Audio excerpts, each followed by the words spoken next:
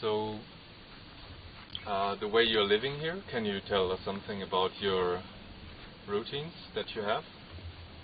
Well, the way I'm living, first of all, this is a truly eco-friendly ashram as much as we can. I mean, sometimes some plastic does come here, unfortunately. We do our best. But at this point, we don't have an electric connection. It's solar. We had the wind turbine. We don't have it right now. It needs repair. But I lived in large ashrams for 16 years. I lived in Shivananda Ashram. I'm a Swami of Shivananda Ashram, Rishikesh, the one founded by Swami Shivananda himself. And my guru, Swami Bodhichitananda, the successor of Swami Shivananda in his organization.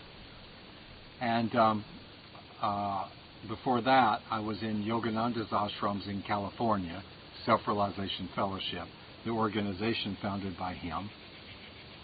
And so I lived, these are large institutions, and I had enough of living in big institutions.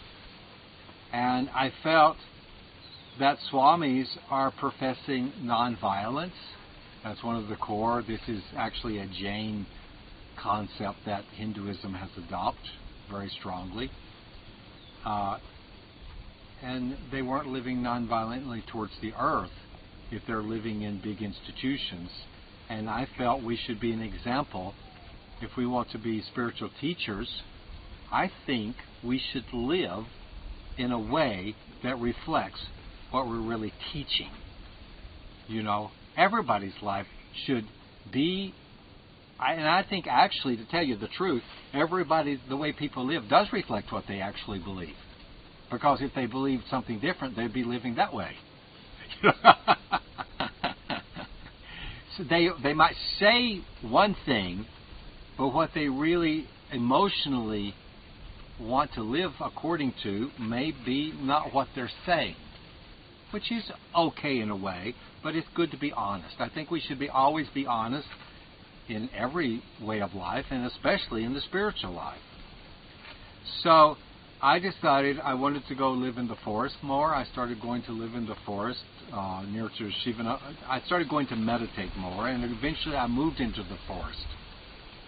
And I learned how to build a composting toilet that time, and got solar panels and lived like that. So this ashram, I came up here because I'm right next to a tiger reserve. And when I came here, it was all forest. They've cut some of the forest down. I try to help it as best I can without creating more conflict. Because if you create conflict with the villagers, even about not cutting the trees, it doesn't help.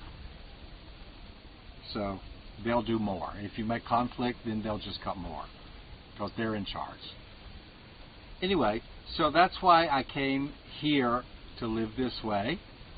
And, I mean, also I feel when you create beauty, that the elemental deities, there are deities, you know, there are many kinds of spirits and things. I mean, I've seen many of them in my life, and they do exist on a more subtle level. They do come, and they've protected me here before, I believe, from people who wanted to do damage to this place before. So I think, you know, those three concepts of truth, beauty, and goodness, we should live all three of them. And those are vehicles to experience the absolute through truth, through goodness, and through beauty. So I think the way we live should be beautiful, should be truthful, and we should be living a virtuous life, a good life, you know, morally good and ethically good as well. So, and besides, I mean, what more could you want than to live in a place like this? I think I cheated all those people down there. They're running after all sorts of things, you know. I mean, I never could understand when I came to Shivananda Ashram. I mean, they didn't even want me to work. For 12 years, I did work because I wanted to work, but they didn't want foreigners to do any. They say, okay, go in your room, sweep your room, and meditate. But people run after things so much, and they're so busy. That's why they call it busyness. Business means busyness. They don't think about it, And people say, I have so many responsibilities, I don't have time to meditate. Well, the only duty, and they talk about duties, we have so many duties in life. Well, there's only one duty, and that's to gain self-knowledge. There's only one duty, to gain freedom. That's the only duty we have in life. All the other duties are self-created.